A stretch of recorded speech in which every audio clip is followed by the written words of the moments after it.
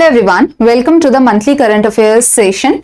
So welcome to all of you and good evening to all of you. So in today's session we are going to revise the RBI notifications and the RBI press releases for April 2025. So as you know that April month is very important for the examination for the RBI Grade B or RBI Grade A examination. This month is going to be very important and the RBI notifications and RBI press releases are very important for the RBI examination. Okay, so today through the MCQs we will be revising the important RBI notifications and RBI press releases for April 2025. So let's see how many of you are prepared for the examination, how many of you have covered the RBI notifications and RBI press releases for April 2025. So every Thursday we conduct the monthly current affairs session and for the schemes, for the reports, and today we are going to revise the RBI website. Okay, so give me a thumbs up if I am clearly audible and clearly visible, and I hope you are very much ready for the MCQs for the questions. Okay, and let's see how many answers you are able to give correctly. So let's start with the session, but before that do subscribe to the YouTube channel of EduTap so that you continue getting these relevant videos, and do join our Telegram channel where you will get the PDF of the session, and the link for the Telegram channel is given in the description box below. So the PDF will be provided to you in the Telegram channel of EduTap. So good evening everyone, welcome to the session, and let's get started with the first question. So the first question is going to be a little easier, but let's see how many of you are able to answer this question. So in the Monetary Policy Committee statement that was released in April 2025, it was mentioned that the National Statistics Office has estimated real GDP growth at 6.5% for 2024-25 as against what percentage in 2023-24. So this was also mentioned in the annual report of the Reserve Bank of India that was released in May. Okay, so now I'm getting the answer as D, and all of you have given the right answer. The D is the correct answer. So National Statistics Office has estimated the real GDP growth at 6.5% for 2024-25 on top of 9.2% in 2023-24. Good to see that you were able to answer the first question. Now coming to the second question, that is a little lengthy. Okay, so I hope you have got the warm up. Now let's come to the lengthy questions. So as you know that the master direction was released for the regional rural banks. Okay, so for the RRBs the master direction was released and this was a very important master direction as it was released in regards to the RRBs and in regards to the capital adequacy of the RRBs. So now you have to tell me that which of the following statements are correct in regards to the master direction for the RRBs. Let's see how many of you are able to answer this question, and this is a difficult, comparatively difficult question. So let's see. Okay, so I'm getting the answer as C. Manish has given the answer C. What about the others? No one else? So RRBs are required to maintain a minimum capital to risk weighted asset ratio of 9% on an ongoing basis. Absolutely correct. The total tier 1 capital shall not be less than how many percentage of the risk weighted asset after the regulatory adjustment or deduction, out of which the perpetual debt instrument will be limited to 1.5% of the total RWA's total risk weighted asset. Okay, general provisions and loss reserves will be admitted as tier 2 capital up to maximum 1.25% of the total risk weighted asset. So the first statement and the third statement are actually correct, but the second statement is wrong because it is not 5.5%. It is 7%. Okay, so RRBs, it was said that the capital to risk weighted asset ratio for the regional rural bank should be 9%, out of which the tier 1 capital, that is the most liquid capital, should be at least 7%. So that means tier 2 capital can be 2%. Out of the tier 1 capital, the perpetual debt instruments can be limited, they are limited to 1.5% of the total risk weighted asset. Okay, and in the tier 2 capital, general provisions and loss reserves will be admitted as tier 2 capital up to maximum of 1.25%. Okay, so second statement was wrong, and that's why 1 and 3 is the right answer. Very good. Everyone that has given C as the answer, they can give themselves 2 marks. Okay, because this is a lengthy question, so you can give yourself 2 marks. Now this the guidelines on the regional rural banks, we have discussed this in the complete session that I have taken on the master direction for the RRBs 2025. So here we discussed about the capital to risk weighted asset ratio, that is 9% for the RRBs, out of which tier 1 capital shall not be less than 7% of the risk weighted asset, and the perpetual debt instruments can be a part of tier 1 capital up to 1.5% of the risk weighted asset. Okay, and this is the idea. Now tier 2 capital, so general provisions and loss reserves, they can be a part of tier 2 capital up to a maximum of 1.25% of the total risk weighted assets. This is the idea. Now coming to next question, this is again in regards to the master action on the RRBs. So the perpetual debt instruments that may be issued as bonds, perpetual debt instruments, they are perpetual in nature, they do not have any maturity, right? So these instruments, they may be issued as bonds or debentures by the regional rural banks, should meet certain terms and conditions. So which of the following statement is incorrect in regards to the terms and conditions for the perpetual debt instrument that can be included in the tier 1 capital? So read the statements carefully and try to answer this question. So the RRB shall issue the perpetual debt instrument in Indian currency only. That is correct. There is no maturity date. There are no step-ups or other incentives to redeem. So no incentives can be given under the perpetual debt instrument if that perpetual debt instrument has to be a part of the tier 1 capital. The put option shall be exercised only after the instrument has run for minimum 5 years. So is this correct? Okay, yes, it is not correct because put option is not allowed under the perpetual debt instrument. It is the call option that is allowed under the perpetual debt instrument if the instrument has run for minimum 5 years. Okay, the claims of the investors in PDI shall be senior to the claims of investors in equity and shall be junior or subordinated to the claim of other creditors. The instrument should be issued by the bank, that is not by the special purpose vehicle. The bank itself or the bank should issue the perpetual debt instrument. Okay, so this is the idea. So here the C statement was incorrect and that's why the C statement is the answer. Again, you can give yourself 1 marks. So here we have seen that perpetual debt instruments, there are certain criteria. So put option is not allowed. That means the investors, they cannot force the bank to buy back the instrument before maturity. Okay. So basically call option is allowed. Call option means here the bank can decide to buy back the perpetual debt instrument if the bank wants. So put option is where the investors, they cannot force the bank to buy back the instrument, while the call option is that the bank itself can decide to buy back the perpetual debt instrument. Okay, so this is the idea. Now the claims of the investors in the perpetual debt instrument, they shall be senior to the claims of the equity, but they are subordinated to the claims of the other creditors. Okay, now coming to the next question, a very easy question, but a article or the RBI notification was there in regards to regulatory sandbox. So in regards to the regulatory sandbox, what is the theme of the 5th cohort? So do try to answer this, that what is the theme of the 5th cohort? A very easy question, but such kind of question you can see in phase 1 directly. Okay, so I hope you will be able to answer this question. Neutral, correct. The answer is neutral here. Okay, so here see, there are 5 cohorts that has run till now under the regulatory sandbox. That is the innovative domain, where the innovations can happen in the bound manner, or the innovations can happen in the real time in the regulatory framework. So here the theme for the first cohort was retail payments. For the second cohort it was cross-border payments. For the third cohort it was MSME lending. For the fourth cohort of the regulatory sandbox, the theme was prevention and mitigation of financial frauds, and the 5th cohort was theme neutral. Okay, now recently the RBI has notified that on tap application will be allowed for theme neutral regulatory sandbox. That means see, the theme neutral, usually the regulatory sandbox, they run for a period of 9 months usually. Okay, so the cohorts, they run for a time period, and the innovations under the cohort happens, or the innovation under a theme happens for a time period. But once the cohort has closed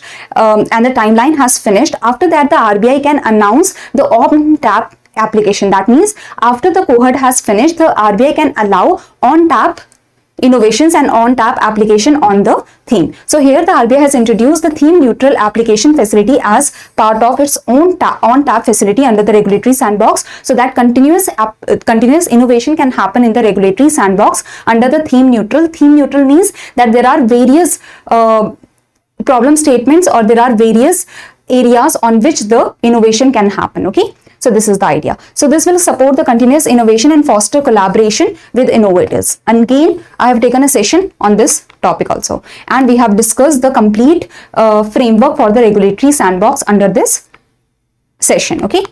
Now the next question is regarding your counter-cyclical capital buffer. So as you know that every year the review is done by the Reserve Bank of India, that is their requirement for the counter-cyclical capital buffer, that are the additional buffers that the banks will have to maintain if there is any problem that RBI feels is going to come in the future. Okay, so the banks, they usually maintain the capital to risk weighted asset ratio of 9%, let's say. Then the banks have to maintain the contingency. They have to maintain the capital conservation buffer of 2.5%. Okay, 2.5%. And if the RBI feels that there is the requirement of maintaining more buffers because there is some problem that is going to come in the future, the RBI can push the contingency buffers. Okay, or the RBI can push for the CCCB buffers. Okay, so now the CCCB buffers or these buffers, they may be maintained in the form of common equity tier 1. Tier 1 is the most liquid kind of capital with the RBI, okay, or with the banks. So tier 1 capital is the most liquid kind of capital with the banks. So if the counter cyclical capital buffers have to be maintained, they have to be maintained in tier 1 capital, that is the most liquid kind of capital, or other fully loss absorbing capital only, and the amount of counter cyclical capital buffer may vary from 0 to 2.5%. okay, so CRAR, that is capital to risk weighted asset ratio for the banks, is 9% usually. For the capital conservation buffer that the banks have to usually maintain is 2.5%. so in total 11.5% of the capital they are maintaining, the banks are maintaining. And if the RBI feels, the RBI can push for the counter cyclical capital buffer, that can be in the range of 0% to 2.5% of the risk weighted asset. Okay, if the RBI feels that there is the requirement. Okay, now the credit to GDP gap shall be the main indicator in the counter cyclical capital buffer. The lower threshold of the credit to GDP gap where the counter cyclical capital buffer is activated shall be set at 3 percentage point, provided its relationship with gross non-performing asset remain very high. The upper threshold where the counter cyclical capital buffer reaches its maximum value of 2.5% of risk weighted asset shall be capped at 15 percentage points of the credit to GDP gap with the relationship with the gross non-performing asset. Okay, so counter cyclical capital buffer, if you are not aware about this, then you will have to see the session on the counter cyclical capital buffer. Here you can understand that all the statements were correct other than the third one. Only the third statement was wrong. So first, second and fourth statement are correct, and that's why the answer is D here. The answer is D here. Okay, so here we have discussed in the session on the RBI's decision on counter cyclical capital buffer. So RBI has decided that right now there is no need of having the counter cyclical capital buffer because the India is having resilient situation. Okay, so here you can see we have discussed about the counter cyclical capital buffer, and the counter cyclical capital buffer can be in the range of 0% to 2.5%, and the counter cyclical capital buffer is initiated when there is very high credit to GDP gap, and it has a very high relationship or very close relationship with the gross non-performing asset. So when the credit to GDP gap is increasing as well as the gross non-performing assets are increasing, in that case the counter cyclical capital buffer can be initiated. Okay, and we have discussed the percentages. Now coming to the next question, that in dash the Reserve Bank launched PRAVA, that is platform for regulatory application and application validation and authorization, as a secure and centralized web-based portal for any entity or individual to seek authorization, license, regulatory approval from the Reserve Bank of India. So recently RBI has said that all the regulatory entities, they have to follow the PRAVA, or they have to use PRAVA for application for validation authorization from May 1, 2025. So try to answer this question, that in which year or in which month the PRAVA was launched. So it was in May 2024. Very good, everyone. So everyone that has given the right answer, give yourself marks. Okay, so here you can see on May 28, 2024 the Reserve Bank launched PRAVA, and you have to remember the full form of PRAVA, that is the platform for regulatory application, validation and authorization. Okay, now coming to the next question, that is in regards to the master direction that is released for the interest rate on the deposits. Okay, so RBI released a master direction on the interest rate of the deposits. So try to answer this question now. So you have to tell that which of the following statement is or are correct in this regards, in regards to master direction that the RBI has released for the interest rate on deposits. So bank shall have the freedom to determine the maturity or tenure of the deposit subject to the condition that minimum tenure of the deposit offered shall be how many days?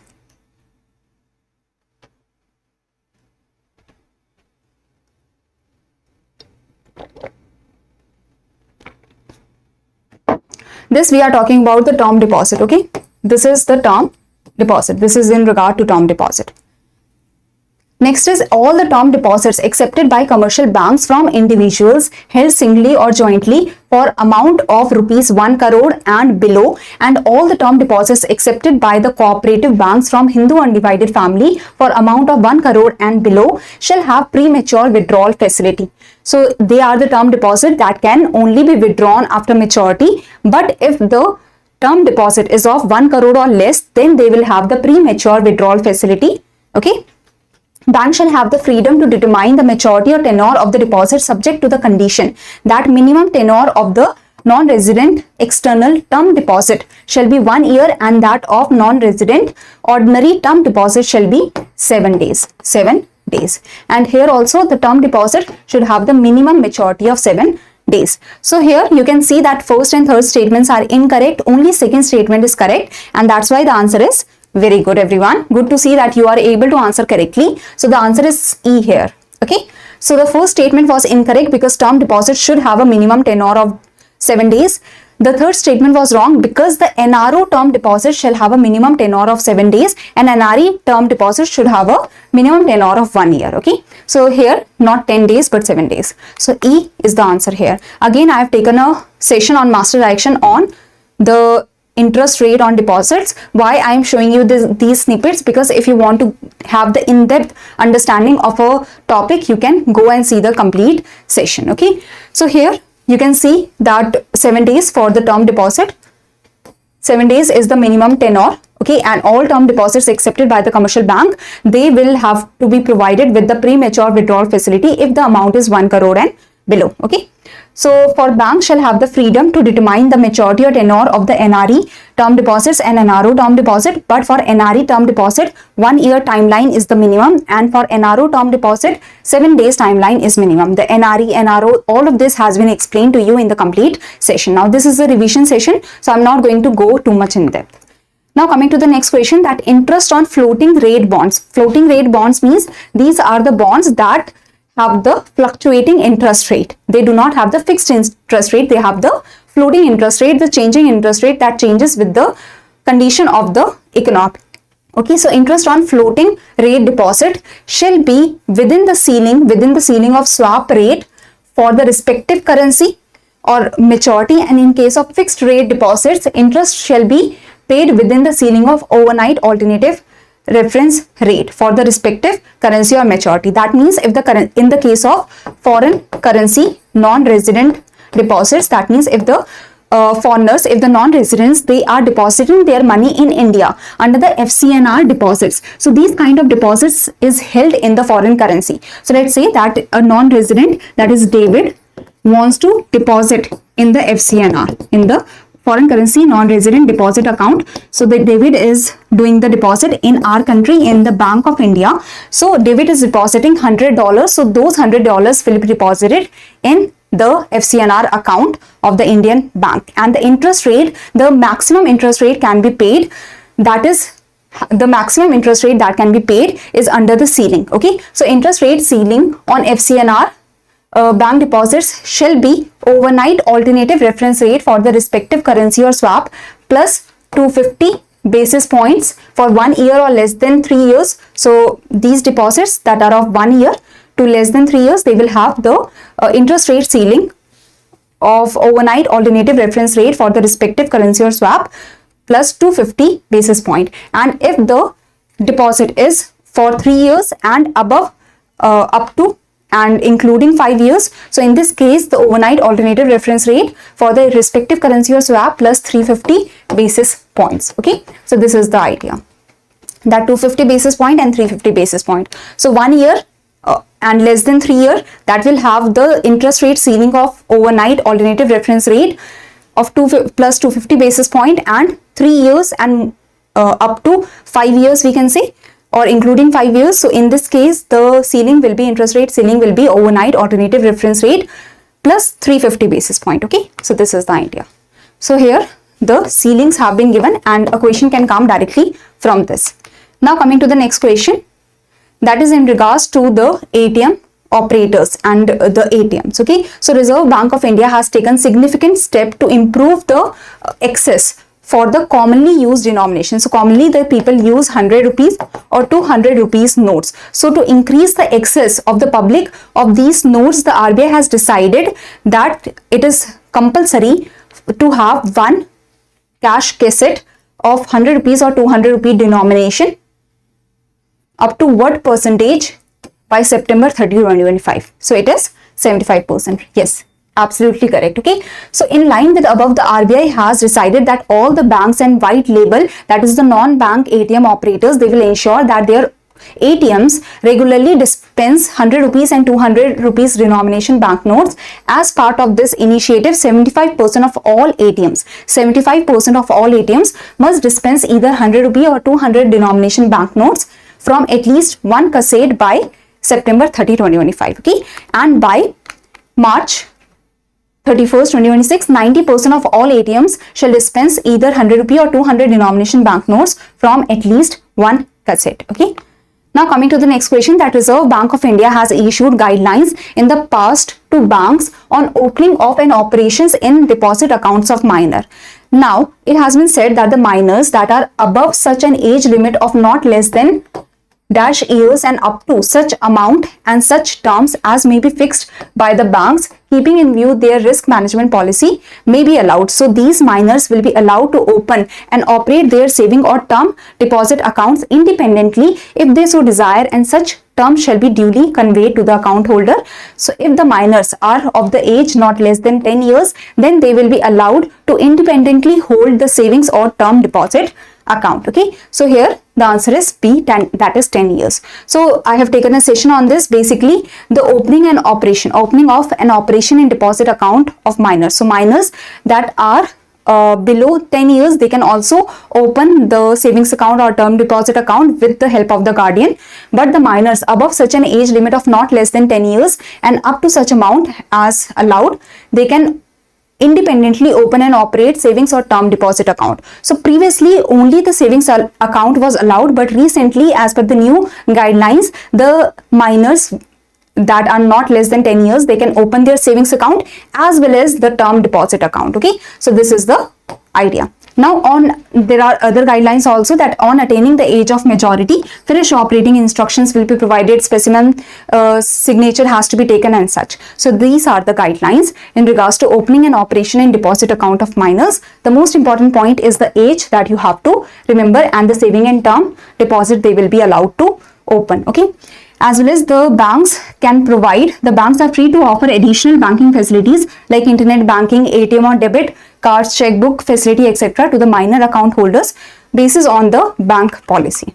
Now coming to the next question. So this is regarding Bharat Mart that we have recently discussed in the previous sessions. So to facilitate the export through the warehouses in the Bharat Mart, Bharat Mart is a multimodal logistic network based marketplace in UAE. So in the United Arab Emirates, there is the Bharat Mart, that is literally kind of mart where the wholesale trade is allowed, where the retail trade is allowed by the Indian exporters and Indian sellers. Okay, so the Indian this provide Indian traders, exporters and manufacturers access to the markets in UAE as well as worldwide through the Bharat Mart. Okay, it has been decided to provide relaxations to the Bharat Mart and to the exporters that are using the Bharat Mart. So authorized dealers, banks may allow exporters to realize and to bring back the full export value of goods exported to Bharat Mart within how many months from the date of sale of the goods from the warehouse.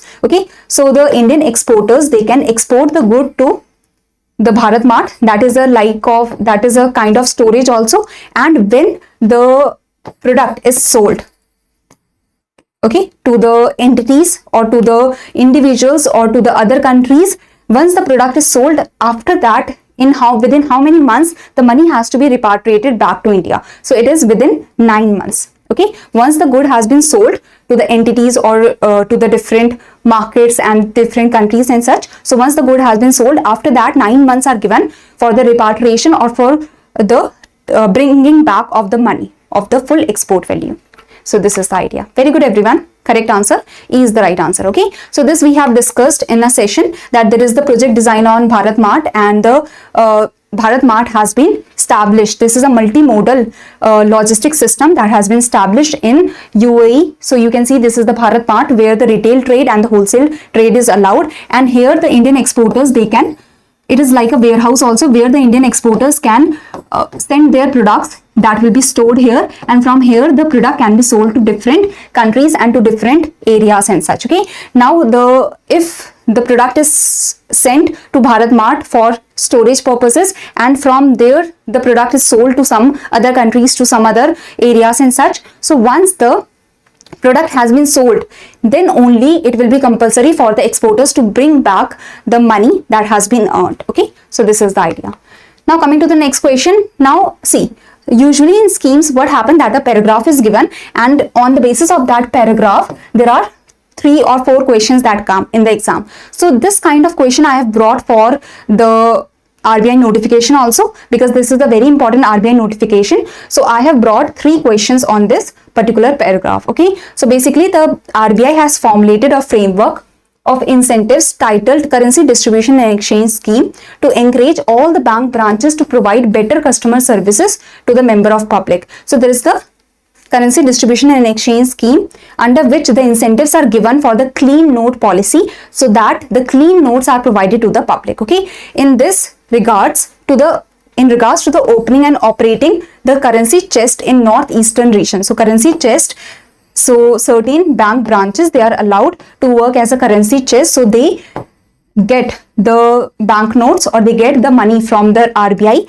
and they can then provide the banknotes that is required by the other bank branches, by the different bank branches. Okay, so they work as the intermediary to provide the banknotes to the banks that require it. So bank branches that are working as currency chest, or the bank branches that have the currency chest, they provide the banknotes to the different bank branches that do not have the currency chest, or that do not have the such storage facilities and such. Okay, so in regards to opening and operating currency chest in northeastern region and at inaccessible or hilly places of Jammu and Kashmir and Ladakh Union Territories, up to 100% of the capital expenditure is eligible for reimbursement. That means if you are opening a bank branch that have a currency chest in these regions, if you are opening the bank branch with the currency chest, then up to 100% of capital expenditure, up to 100% of your investment in that bank branch, you can understand, will be reimbursed by the Reserve Bank of India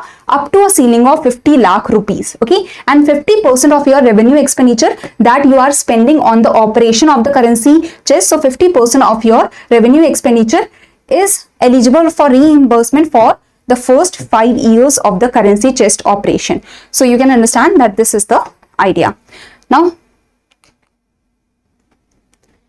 yes, so this is the answer, that is A.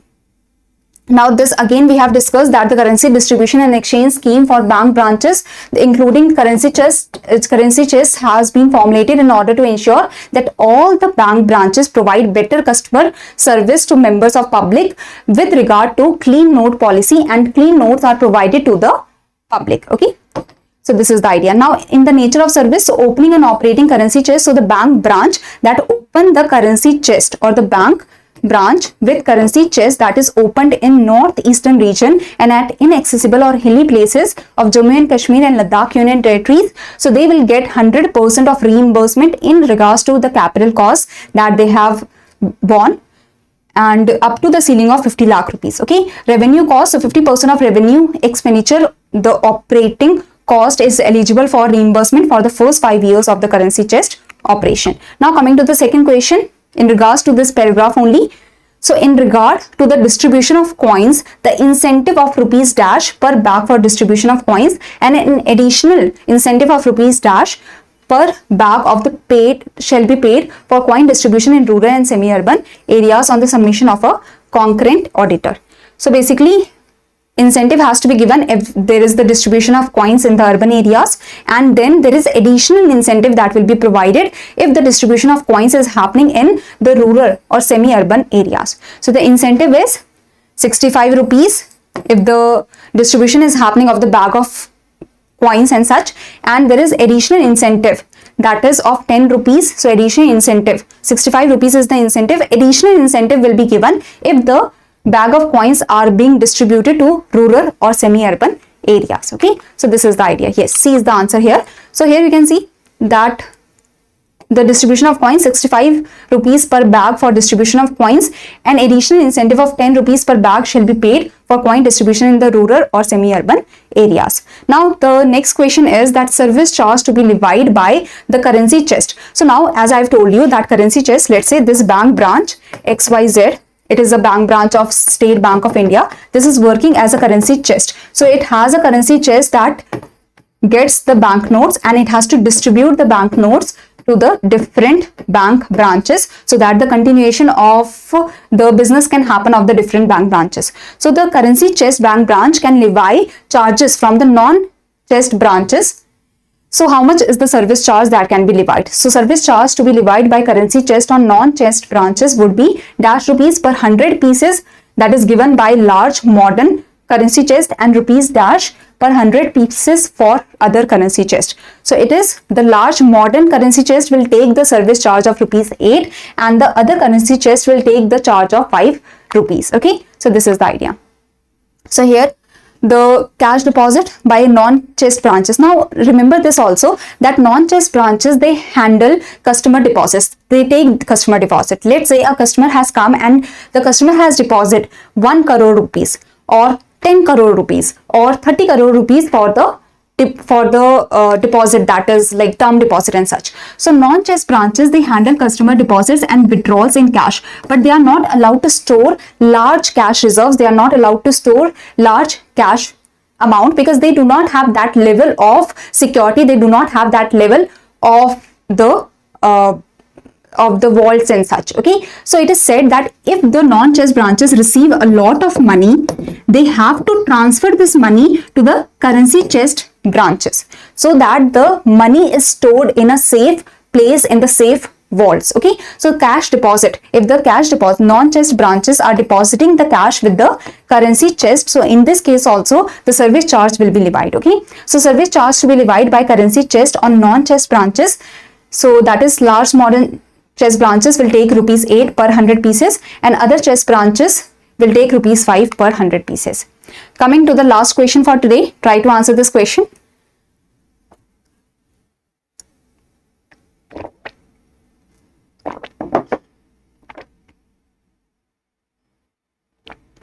So as you have seen that most of the topics that were in your RBI EduTap document of April 2025, that is the document that is given in the course. So most of the topics have been already covered in the Finance 360 degree session. So all the people that are confused that do Finance 360 cover most of your topics of RBI notification, RBI press releases. So the answer is yes, RBI, the Finance 360 degree. The Finance 360 degree that you can see in today's session also, that we have covered most of the topics in the Finance 360 degree session, especially the bigger ones, the master actions, the scheme of the RBI, or the bigger topics we have already covered in the Finance 360 degree session of your RBI EduTap of April 2025. Okay.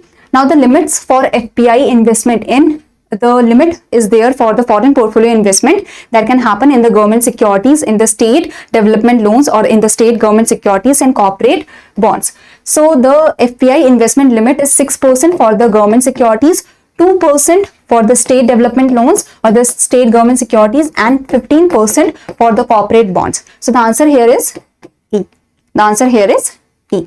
Okay, so again I have taken a session on this topic also, that RBI maintains the FPI investment caps or the FPI investment limits in government security corporate bonds for financial year 2025-26. So this is the limit for financial year 2025-26. So this is the basic idea. Now the allocation, let's say that the limits are same, the 6% of government security. So in 2024-25, the government securities that were released in this year were of rupees 100. So 6% of this is 6 rupees that can be invested by the foreign portfolio investors. But now in 2025-26, the additional government securities are released that is worth rupees 500. Okay, so 6% of 500 is rupees 30. Let's say rupees 30. Okay, so you can see that there is the increment that is happening, even though the percentage is same. 6% is the limit of investment in the government securities. So, but the absolute amount of the government securities has increased, and so 6% of that absolute amount is 30 rupees. So the increment, whatever the increment that has happened, so whatever that is the increment, the allocation of the incremental changes in the government security limit in the two subcategories, general and long term. That means the 50% of the investment should happen in the general securities and 50% of the investment should happen in the long term securities. So whatever is the incremental amount, so this government securities value has increased from 100 rupees to 500 rupees. So whatever is the incremental amount of the investment that can happen from the foreign portfolio investment or from the foreign portfolio investors shall go 50% in the general securities and 50% in the long term securities. The entire increase in the limits of state government securities. In the state government securities, the limit of for the foreign portfolio investors is 2%, but in the absolute amount, the limit will be much higher, in the absolute amount, the limit will be higher. So in the absolute amount, in the absolute terms, the additional investment can happen in the general subcategory of state government securities. So this is the idea. As well as there was another important point here, that the aggregate limit of the notional amount of credit default swap. So credit default swap, let's say a bank is there and the bank is providing the loans. The bank is providing the loans. Multiple loans has been provided by the bank. So a company XYZ can provide the credit default swap. That means the bank will provide certain profit of this loan, or a part of the returns from this loan will be provided to this XYZ company.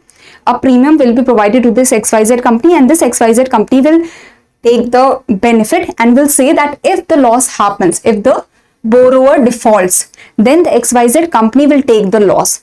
That means the XYZ company is providing the insurance to the bank, that by taking a premium or by taking some returns from the bank, the XYZ company is saying that if the borrower defaults, so do not worry, we will take the burden of the default. Okay, so this is known as credit default swap, where if the credit is default, if the default is happening in the credit, so the responsibility has been swapped to the XYZ company. And XYZ company, for getting the returns, for getting the profit, the XYZ company is taking the burden of the default if the default happens. Okay, so it is said that foreign portfolio investors, for that the credit default swap limit is there.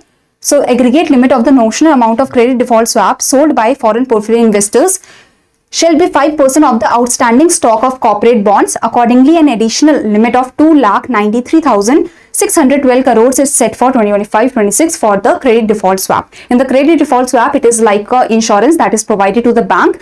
If the credit defaults, if the borrower defaults, the XYZ company, the other company, will bear the burden of the default. And why this company XYZ is bearing the burden of the default? Because the bank had taken the insurance by giving some premium to this XYZ company. Okay, so this is the idea. So now I hope today the session was helpful, and do tell me that how many marks you have got. So there were 15 questions. So out of those, how many of your questions were correct, or how many marks you have got? And do tell me out of 15 how many marks you got, as well as do tell me that are these sessions helpful, the monthly current affairs session. And one more very important announcement is there, that from next week the monthly current affairs session will be conducted on Wednesday and not Thursday. Wednesday 6 p.m. Okay, so from next week, every week you will have the monthly current affairs revision session on Wednesday at 6 p.m. Got it?